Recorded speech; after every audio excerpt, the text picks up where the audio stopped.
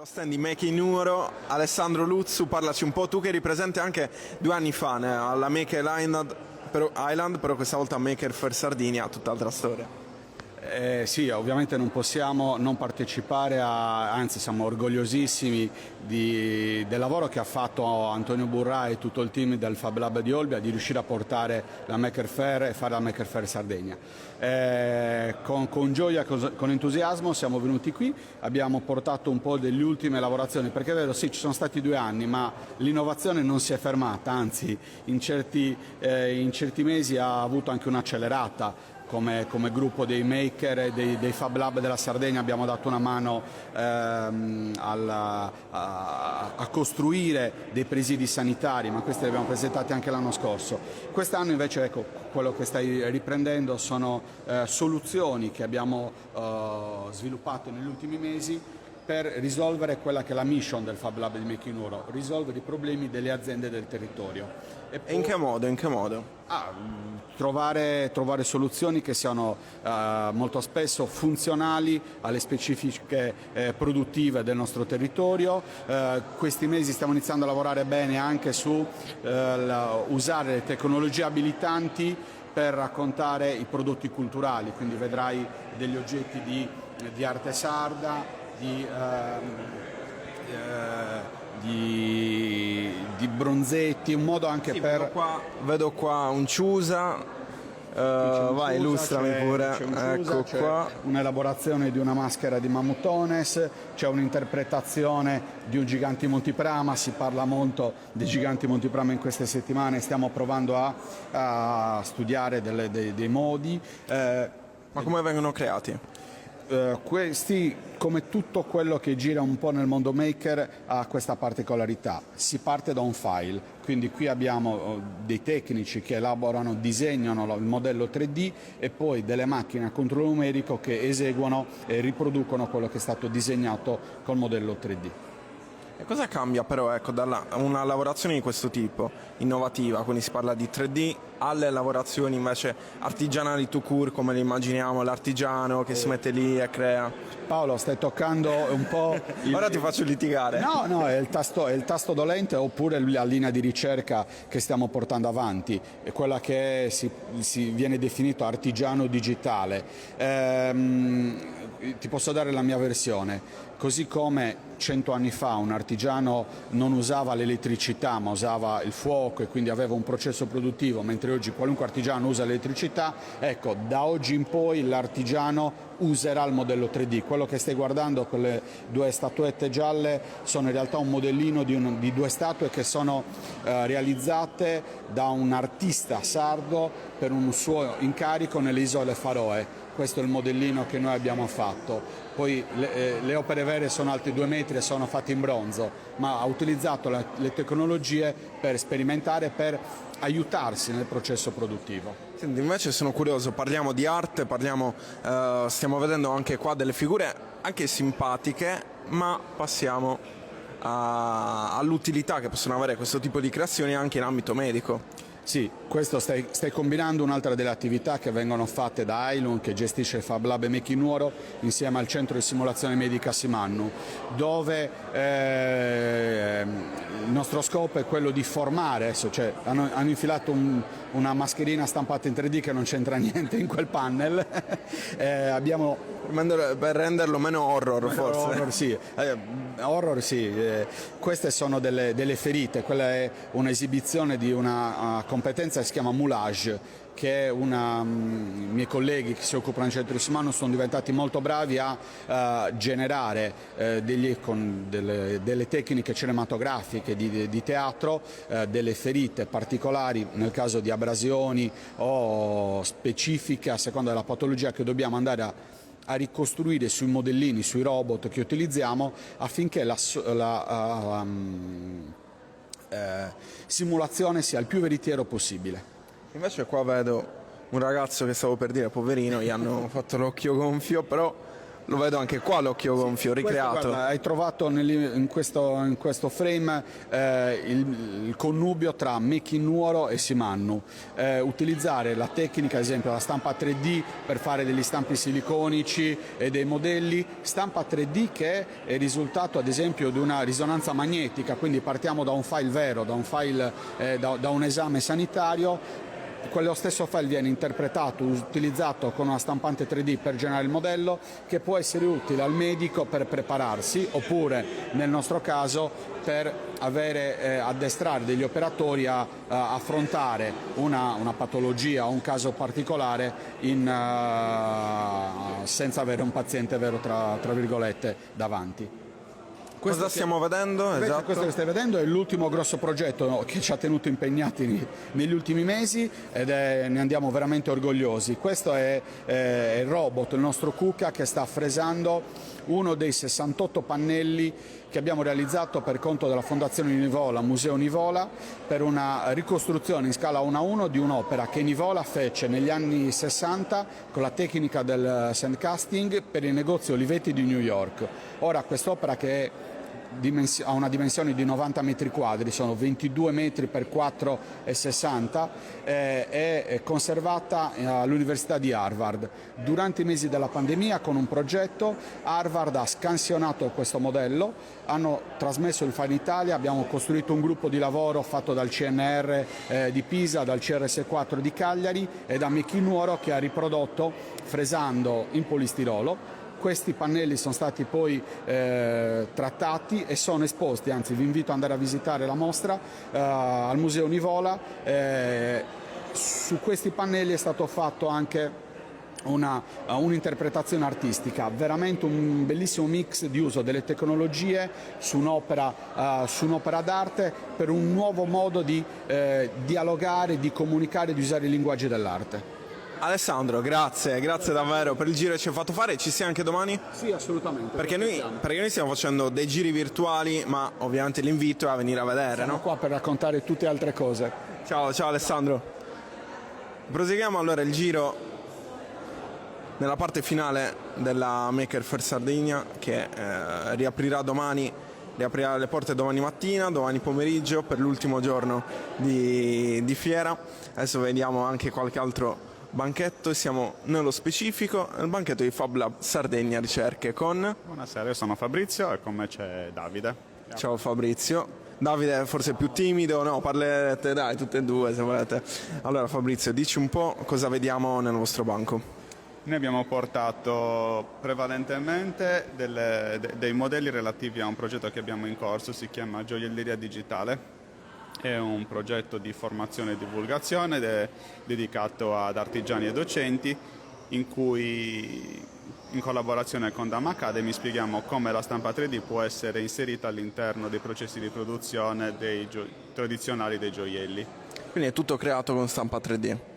Sì, i modelli che sono qui sono realizzati con una stampante di livello industriale che permette di miscelare materiali diversi, quindi riprodurre diversi colori, anche diverse consistenze. Quindi può realizzare o degli oggetti finiti, altrimenti può inserirsi all'interno del processo tradizionale sostituendo il modello che viene realizzato in cera, da cui poi si ricava lo stampo. Ok, in che modo si lavora? Perché abbiamo visto altre lavorazioni anche più grandi, di grandezza superiore, quindi lì c'era un lavoro diverso sicuramente rispetto a questo, che è molto più dettagliato, no? È molto più fatto di precisione. Sì, dipende ovviamente dalla tecnologia che si usa. Per realizzare questi oggetti è necessario usare delle stampanti o per stereolitografia, altrimenti meglio ancora come queste, delle stampanti a getto di fotopolimero, che permettono quindi di lavorare senza supporti rigidi e quindi non avere poi del sopramateriale sul modello finale.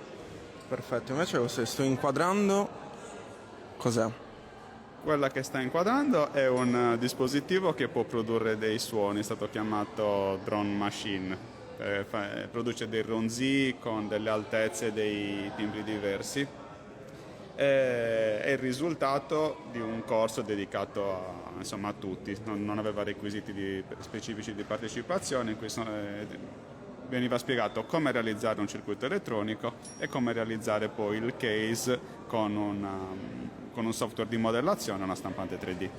Ecco, perché proprio la domanda che ci si pone è quanto è accessibile questo tipo di creazione, quanto è accessibile la stampa 3D, quali sono le conoscenze che bisogna avere per poter lavorare in questo modo, se è accessibile a tutti oppure bisogna avere delle competenze specifiche. Le conoscenze di base si possono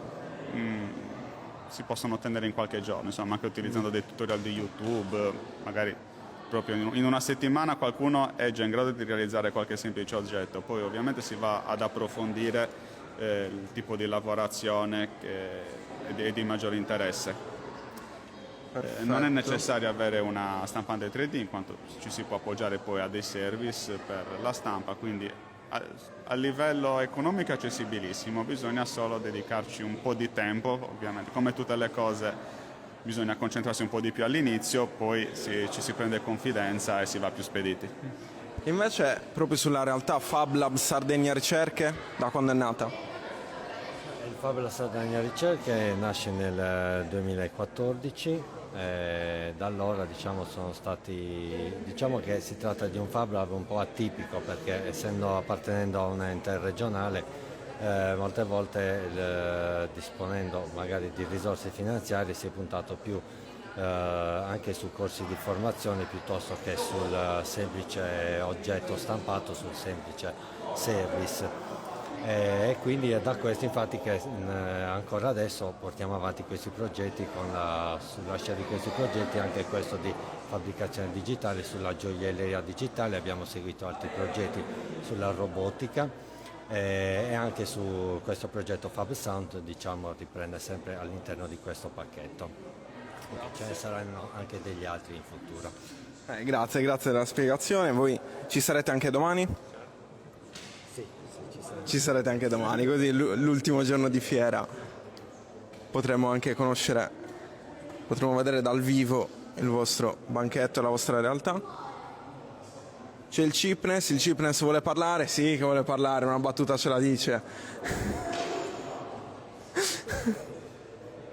Dopo la telefonata avremo anche qualche parola al Cipnes, che è uno dei partner della Maker Faire Sardinia.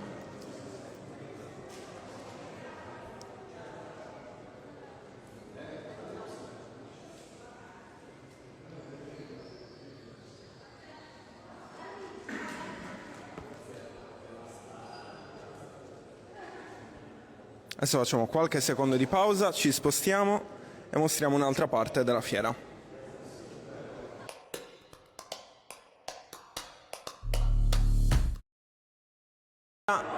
Con un bel banchetto pieno, un'esposizione delle più belle e delle più fotografate della Maker Faire Sardinia.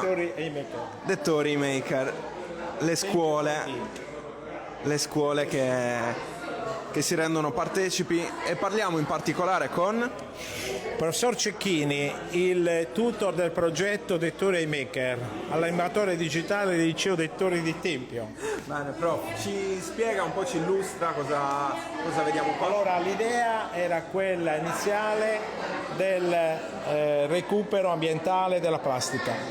Siamo partiti con l'utilizzo dei tappi che qui vedete, li abbiamo macinati in modo da renderli, diciamo così, da metterli in questa macchina che attraverso la temperatura adatta li trasforma in filamento.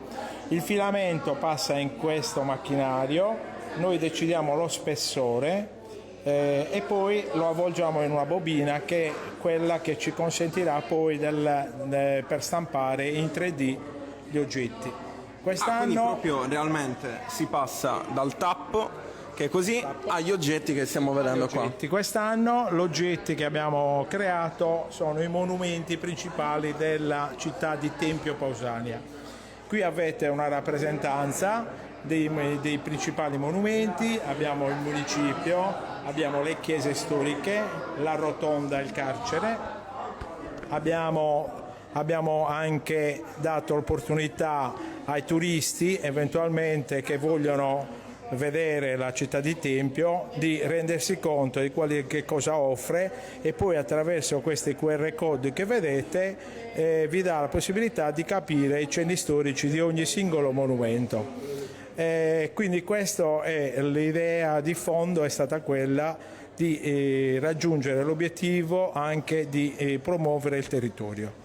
Quindi questo in pienissimo stile glocal, come insegna la Maker Faire Sardinia, no? Partire dal proprio luogo per aprirsi al mondo. Questa è stata l'idea di fondo che i ragazzi hanno apprezzato e siamo contenti perché abbiamo unito diversi obiettivi trasversali, dal problema ambientale, dal recupero della plastica e dall'utilizzo di questa plastica in rappresentanza di monumenti del territorio, lo studio del territorio, e poi ovviamente con l'utilizzo della tecnologia siamo riusciti, insomma, vedete qua, a trasformare in QR code, ormai famosi col Green Pass, di dare la possibilità a qualunque turista, insomma, persona non del luogo, di avere l'idea storica della città di Tempio.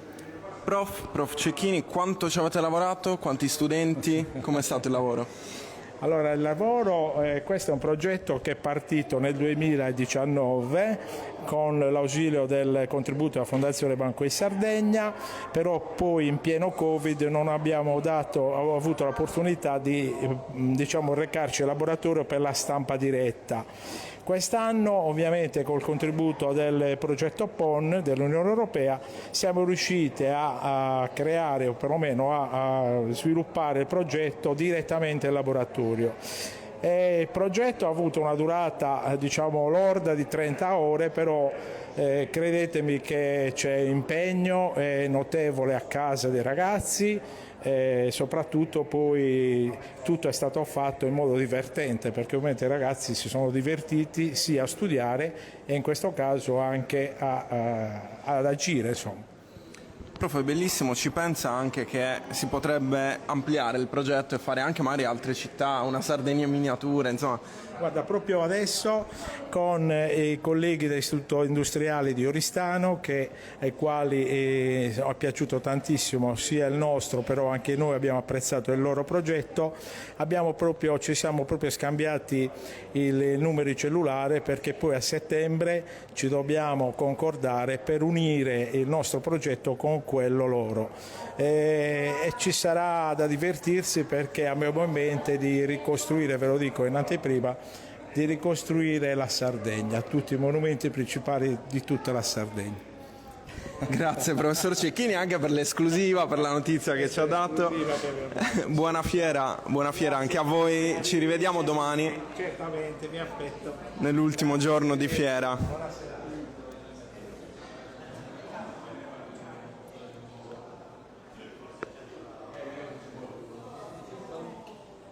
Continuiamo il nostro giro nei banchi della Maker Faire Sardinia, siamo con l'ASTEC, Centro di Educazione alle Tecnologie Aerospaziali.